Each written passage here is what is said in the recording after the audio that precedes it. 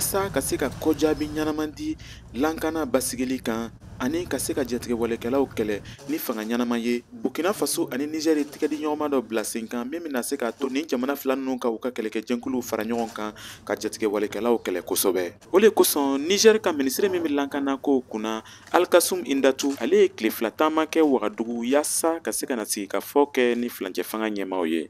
Nous sommes venus pour le faire le compte rendu de la rencontre que nous avons eue depuis ce matin. Anw nana ɲɛfɔli kɛ jamanatigi Paul Henri Sandaogo Damiba ye ka taa ne ni kɔmɔgɔ ye baara min kɛ ni bɔɲɔgɔnko min bɛ Burkina Faso ka lankana kow kunna. Anw y'an da la lankana ko gwɛlɛya min bɛ jamana fila ninnu kɔnɔ. An ye munumunu salo kɛ Burkina Faso ka gwɛlɛyaw kan ka tila k'a kuncɛ ni Niger ka gwɛlɛyaw ye.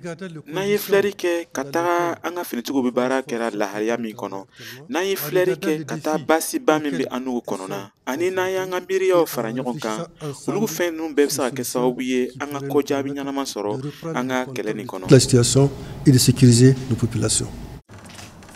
Ni fɛɛrɛ ɲɛnama ka di u ka jamanadenw ma, o de kosɔn jamana fila ninnu ko olu bɛna daminɛ ni tigɛdi ɲɔgɔnma de ye ka taa sorodasikow kunna ani kɛlɛkɛjɛnkuluw ka baara dakelenya kow kan.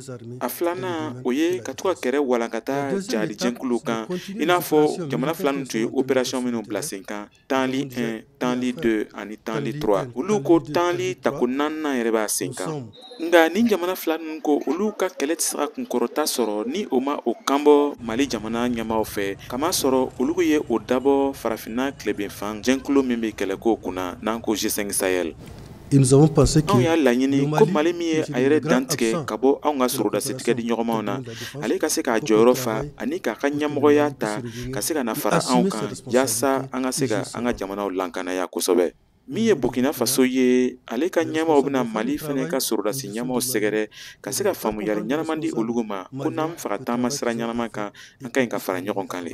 Nin tigɛdi ɲɔgɔnma sigi ka fɔ nin bannen kɔ, Niger ka lankana minisiri Alkasum Indatu ale y'a yira ko jamana fila ninnu ɲɛmaaw Paul Henri Sandaogo Damiba ale ni Mohamed Bazoum o ye olugu kɔrɔ gɛlɛn yaasa u ka se ka fɛɛrɛw bɛɛ yaala min bɛna se ka to jamana fila ninnu ka basigi.